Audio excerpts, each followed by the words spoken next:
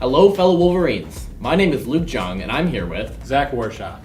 In this week's episode, we're going to cover our football domination over Little Brother on Saturday, an exciting overtime win in ice hockey, men's basketball tight win in their final exhibition game, men's soccer upset victory over number 2 Maryland, and preparing for the incoming number 1 Oregon Ducks this weekend. This week, our beloved Michigan Wolverines took on the Michigan State Spartans in a classic rivalry for the Paul Bunyan Trophy, hoping to get a win after coming off 2 straight road losses. Head coach Sharon Moore named Davis Warren as the starter. Michigan State, led by quarterback Aiden Shiles, started off strong, driving all the way down the field. However, Michigan's defense was able to get them to 4th down in the red zone. After a false start on 4th down, MSU decided to kick a field goal and miss from 25 yards away. Michigan's offense couldn't do anything with the opportunity and decided to punt.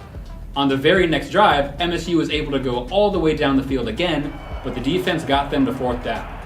However, Nate Carter would rush it into the end zone from 2 yards out, giving the Spartans a 7-0 lead to the end of the first quarter.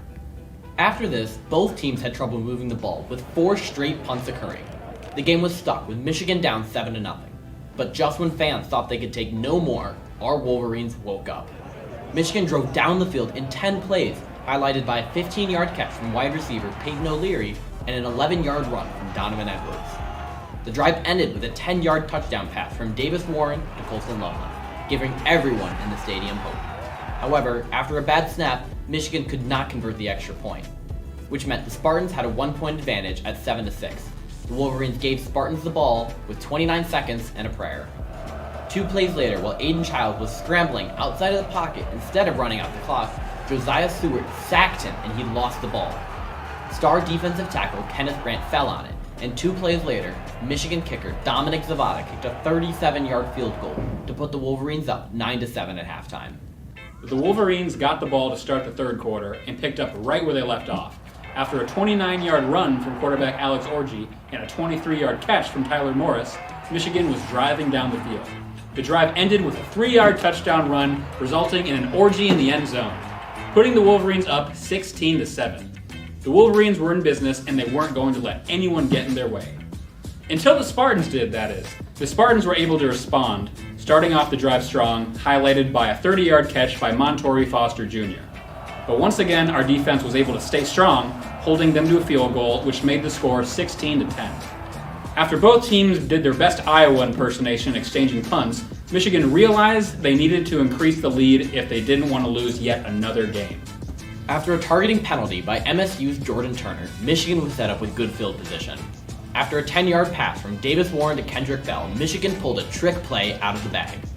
What appeared to be a run to Donovan Edwards turned into a score when Donovan Edwards himself threw the ball to a wide-open Colston Loveland in the end zone for a 23-yard Michigan touchdown.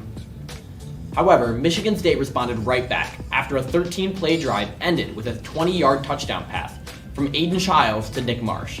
It was now 24-17, and it was on Michigan to seal the game. However, Michigan was stopped after just 3 plays, giving MSU the ball right back. However, after driving all the way to the Michigan 16-yard line, the defense held and was able to get a stop on 4th down. Michigan was able to make MSU use all of their timeouts after gains of 15 and 8 from Alex Orji, and the Wolverines were able to get the win. While there was a bit of a scrum at the end of the game, Michigan was able to collect the Paul Bunyan Trophy for the 3rd year in a row. Michigan moves to 5-3, 3-2 in the Big Ten, and MSU falls to 4-4, 2-3 in the Big Ten. Michigan will play number 1 ranked Oregon next week for the first time since 2007. This weekend, the Wolverines ice hockey team hosted the U.S. National Team Development Program's Under-18 team in an exhibition match. Michigan started incredibly strong, recording the first 6 shots of the game, and with under 3 minutes to go in the first, freshman Christian Humphreys scored his first goal at Michigan. 12 seconds into the second period, TJ Hughes doubled the Michigan lead. The Wolverines looked to be cruising to a win when freshman Hunter Haiti scored to give the team a 3-goal cushion. But a power play goal from the USNTDP made it a 3-1 lead heading into the third period. The third frame opened with each team scoring a goal in the first 3 minutes, making it a 4-2 lead. However, the rest of the third period did not go Michigan's way. 4 minutes into the period, the U.S. development team picked up their 3rd goal of the night and proceeded to go in a power play minutes later. They struck on the power play to tie the game with over 10 minutes to go. Neither team was able to strike again in the tightly contested last half of the third period, so the game was sent into overtime. With under 3 minutes to go in overtime, freshman phenom Michael Hage was able to draw a penalty to give the Wolverines a man advantage. Less than a minute later, Hage got the puck in a slot off a beautiful pass from Jackson Hallam to set up a top-shelf one-timer to secure the overtime win.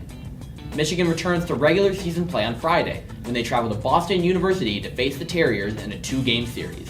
Sliding over to the Chrysler Center, our Wolverines faced off their final exhibition match against Toledo on Friday, October 25th. Roddy Gale Jr. and LJ Kaysen led the team with 20 points scored each. Vlad Goldine, Will Cheddar, and Sam Walters scored 13, 12, and 11 points respectively.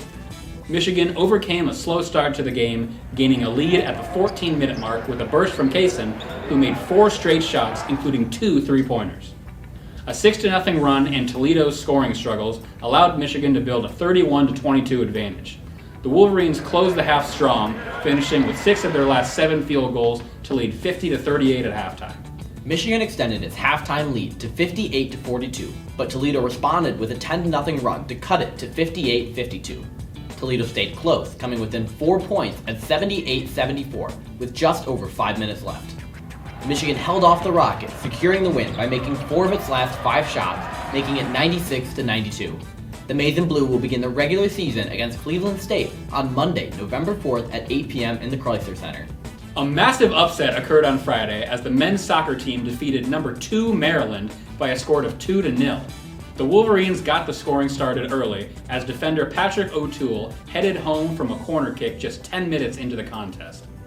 The Wolverines would come out of the halftime interval just as fierce, with midfielder Bryce Blevins converting from the penalty spot in the 48th minute. However, the hero of the game was goalkeeper Isaiah Goldson, who made a career-high 9 saves, including 1 from the penalty spot, to keep a clean sheet. The Wolverines improved to 7-3-5 and will wrap up the regular season with a trip to Wisconsin on November 3rd. This Saturday, November 2nd, Michigan takes on number 1 Oregon in Ann Arbor in a clash that could define the Wolverine season. Saturday will mark the 6th all-time meeting between Michigan and Oregon, and it's set to be one of the most intense matchups in recent memory. It is the first meeting since 2007, with the Wolverines leading the all-time series 3-2. However, the Ducks have won the last 2 matchups with a 31-27 win over number 3 Michigan at home back in 2003 and a 39-7 win in Ann Arbor in 2007. Michigan aims to dethrone an undefeated Oregon team led by head coach Dan Lanning and star quarterback Dylan Gabriel, who has 2,300 passing yards and an impressive 18 touchdowns.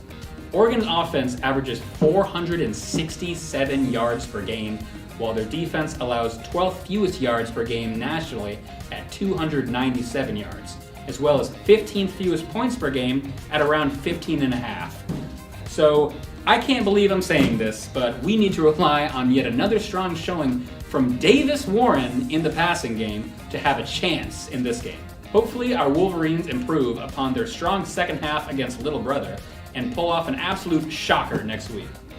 So Zach, that MSU game, quite a thriller that was. I was able to sit front row of that game, absolute thriller through the whole thing. First quarter was definitely a little bit scary, but as we started going on, Warren started throwing some absolute dimes, so I'm pretty happy with our performance. I am very happy with our performance. I also liked how afterwards, after they were upset for losing, Little Brother decided to cause a fight. Yeah, I mean, Little Bro stay doing Little Bro things, you know? So MSU to Little Bro.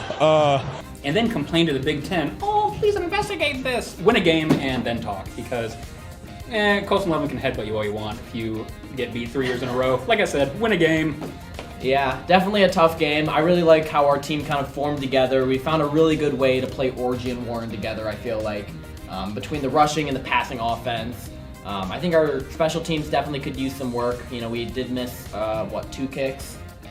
Probably not our hottest performance there, so I think if we tighten up a few areas, maybe we'll have a better chance going into this weekend's game. I agree. The tandem of Warren and Orgy is so good that Jack Tuttle straight up retired. Granted, he has a medical reason for it. He's had many concussions, and he doesn't want the bad effects of CTE.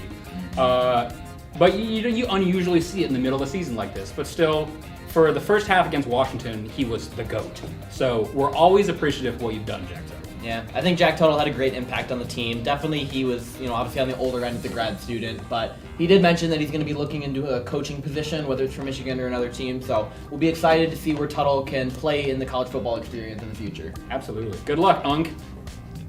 All right, Zach. So what are you looking at for this weekend against Oregon? What are you thinking?